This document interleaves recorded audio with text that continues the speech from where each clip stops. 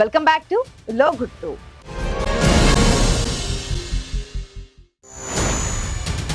అనుచరులు ఆగం చేసేటట్టే ఉన్నారు. వాళ్ళను నమ్ముకుంటే ఫలితాలు తారుమారయ్యేలా ఉన్నాయి. అందుకే గ్రౌండ్ లోకి సడన్ ఎంట్రీ ఇచ్చారట ఆ అమాత్యుడు. ఇటు ప్రజలు అటు కేడర్ లో జోష్ తెచ్చేందుకు టౌన్ లో సందడి చేశారట. మేయర్ పీఠం టార్గెట్ గా ఆయన పావులు కదుపుతున్నారట. మరి సీన్ లోకి ఎంటర్ అయిన ఆ సీనియర్ ఎవరు? ఎక్కడిది రాజకీయం?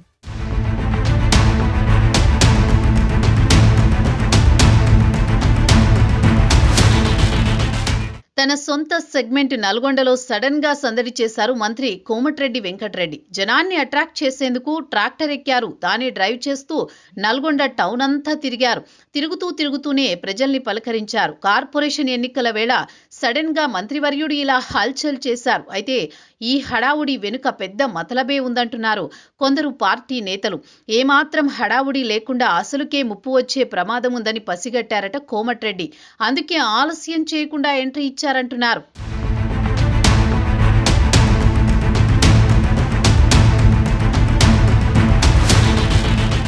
కాంగ్రెస్ పార్టీ అధికారంలోకి వచ్చిన తర్వాత 2 ఏళ్లుగా ప్రజలతో కొంత గ్యాప్ మెయింటైన్ చేస్తూ వస్తున్నారు కోమటిరెడ్డి వెంకటరెడ్డి. పాలనా వ్యవహారం అంతా ఆయన అనుచరులే చూసుకునేవారు.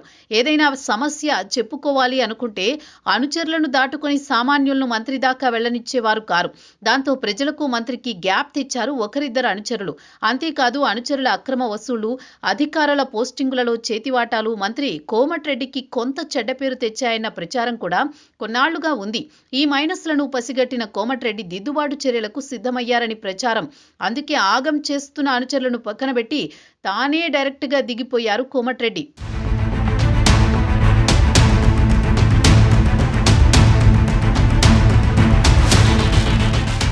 నల్గొండ కార్పొరేషన్ పరిధిలోని 48 వార్డుల అభ్యర్థుల ఎంపిక, వారికి ఆర్థిక భరోసా, ప్రచార బాధ్యతను మంత్రి కోమటిరెడ్డి భుజాన వేసుకున్నారట. అందుకే ప్రజల్ని ప్రసన్నం చేసుకునే ప్రయత్నంలో భాగంగానే ట్రాక్టర్పై తిరుగుతూ సందడి చేశారట. ఎన్నికల నోటిఫికేషన్ కన్నా ముందే నల్గొండ టౌన్లో పలు అభివృద్ధి పనులకు శంకుస్థాపనలు చేసి ఓటర్లను తమ వైపు తిప్పుకునే ప్రయత్నాలు చేశారట కోమటిరెడ్డి వెంకటరెడ్డి. ఈసారి నల్గొండ మున్సిపాలిటీ కార్పొరేషన్గా మారింది. దాంతో ఇక్కడ తొలిసారిగా మేయర్ ఎన్నిక జరగనుంది. రిజర్వేషన్లలో భాగంగా మేయర్ పదవిని జనరల్ మహిళకు కేటాయించారు.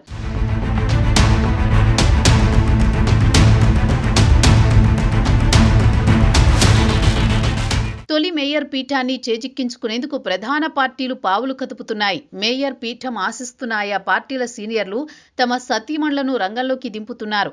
తొలిసారిగా కార్పొరేషన్ ఎన్నికలు జరుగుతున్నాయి. అధికార పార్టీకి అడ్వాంటేజ్ అయినా మంత్రి కోమటిరెడ్డికి మాత్రం మేయర్ పీఠం దక్కించుకోవడం ఇజ్జత్కా సవాల్గా మారింది.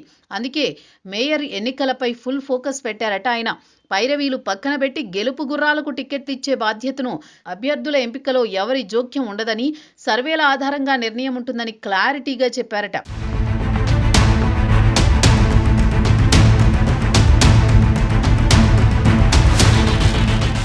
ఓవైపు కోమటిరెడ్డి ఎన్నికల వ్యూహం అమలు చేస్తూనే మేయర్ అభ్యర్థిని కూడా ఆల్రెడీ డిసైడ్ చేసినట్టు పార్టీలో టాక్. ఇంటర్నల్ గా బుర్రి చైతన్య శ్రీనివాసరెడ్డికి హింట్ ఇచ్చారని ప్రచారం జరుగుతోంది. మంత్రికి మొదటి నుంచి నమ్మిన బంటుగా ఉన్నారు బుర్రి శ్రీనివాసరెడ్డి. వివాదరహితుడైన బుర్రి ఆర్థికంగా బలంగా ఉన్నారు. పార్టీ క్యాడర్తో మంచి రిలేషన్ మెయింటైన్ చేస్తున్నారు. చైతన్యకు మొన్నటిదాకా కౌన్సిలర్గా అనుభవం ఉంది. విద్యావంతురాలు కావడం ఆమెకున్న మరో అడ్వాంటేజ్.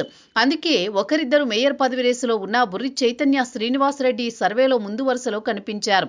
అనుచరులు అభ్యర్థుల పనితీరుపై నివేదికలు తెప్పించుకున్న మంత్రి కోమటిరెడ్డి వెంకటరెడ్డి తానే ఫీల్డ్లో కొనసాగాలని డిసైడ్ అయ్యారు.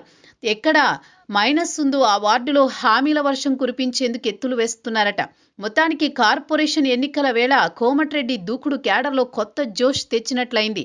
ఎప్పుడూ అనుచరులకే బాధ్యతలు అప్పగించే కోమటిరెడ్డి ఈసారి తానే స్వయంగా రంగంలోకి దిగడం చర్చకు దారి తీసింది. మరి Komatireddy one men army show ఏ మేరకు వర్కౌట్ అవుతుందో చూడాలి.